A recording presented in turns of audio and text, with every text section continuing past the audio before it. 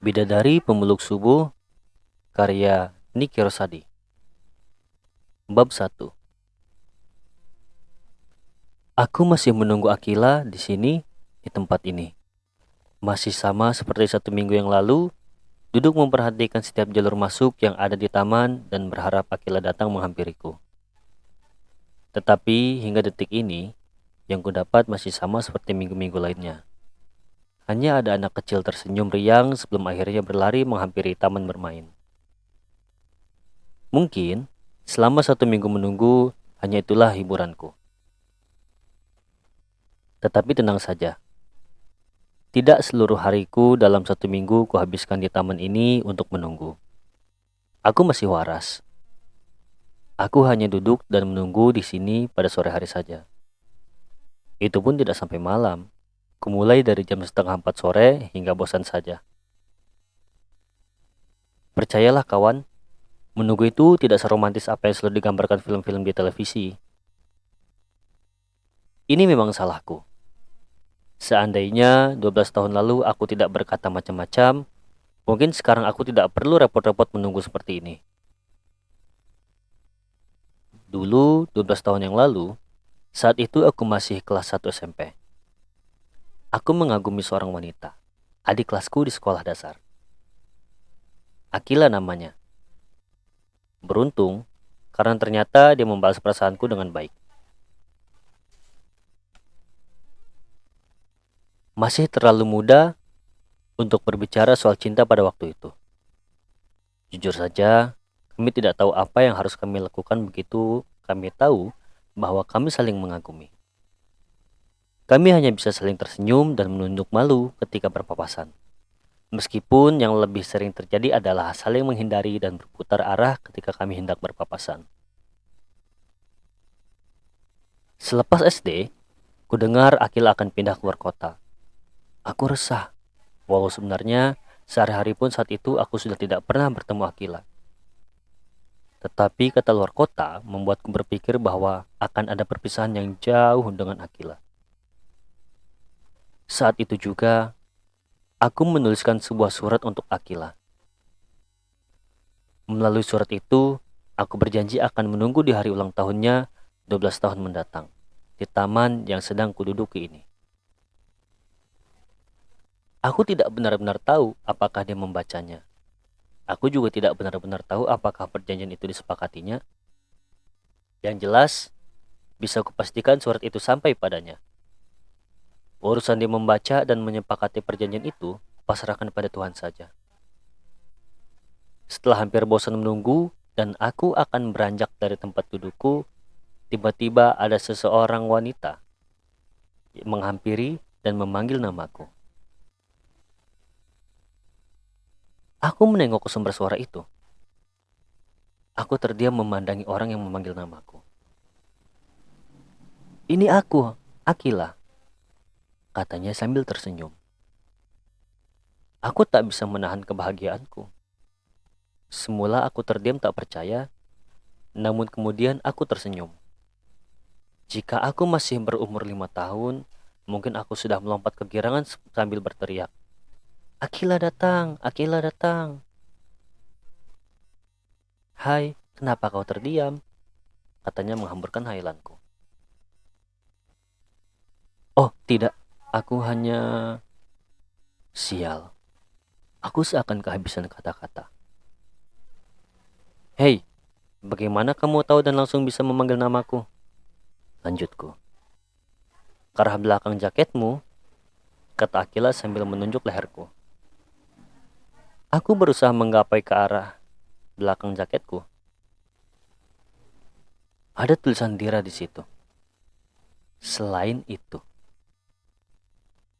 dia menatapku dari atas ke bawah. "Kau tidak banyak berubah," kata Akila. Melanjutkan. "Oh iya, sebelum kita ngobrol terlalu jauh, aku ingin ke sana sebentar," ucap Akila sambil menunjuk ke arah taman pasir tempat anak kecil bermain.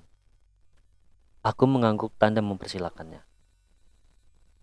Kemudian, kulihat Akila mendekati dan berbicara pada seorang anak kecil berusia sekitar 3 tahun yang sedang asik bermain dengan teman-temannya. Setelah itu, Akila kembali menghampiriku. Keponakanmu? Lucu, mirip sekali denganmu, kataku saat Akila duduk di sebelahku. Akila hanya tersenyum.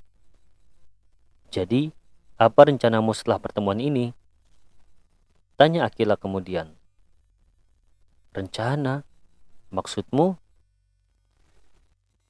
12 tahun kita tidak bertemu.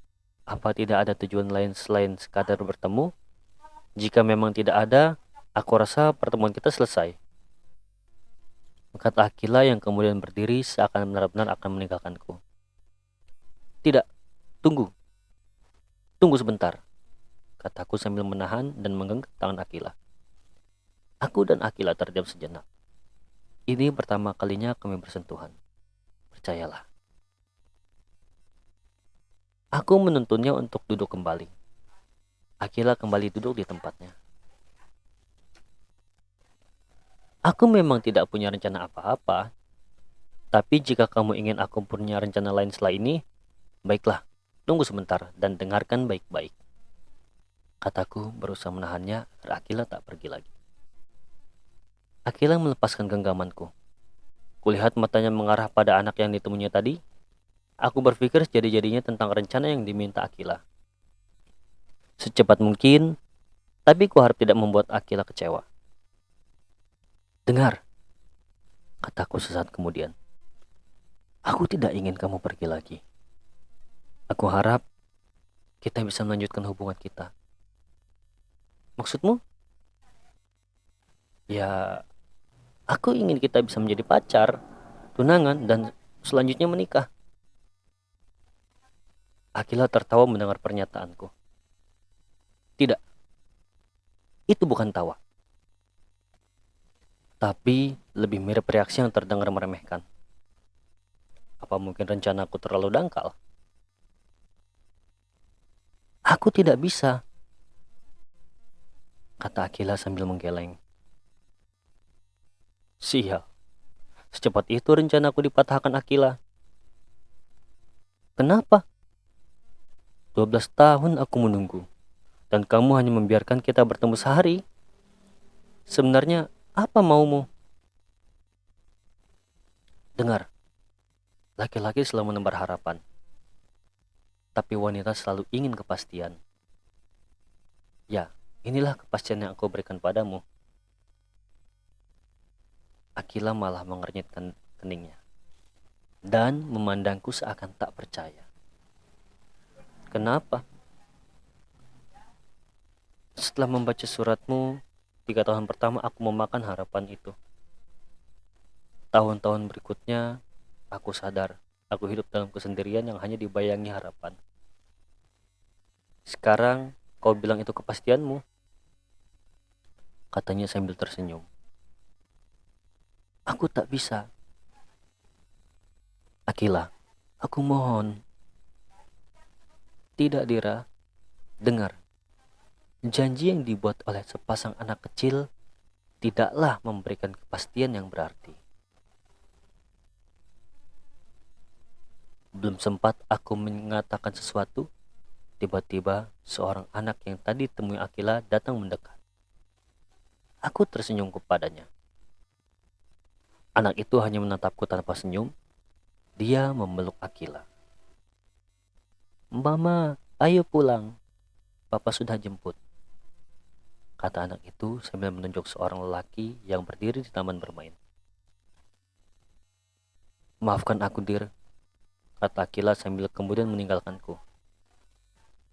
Aku menatap Akila dan juga keluarga kecilnya yang perlahan menghilang di kejauhan. Menghilang seiring dengan angan-anganku yang sempat terbentuk beberapa menit yang lalu. Benar, beberapa menit lalu ia hadir dan kemudian hilang. Seperti juga Akila yang lama kutunggu. Kini telah benar-benar hilang. Ia telah digenggam orang.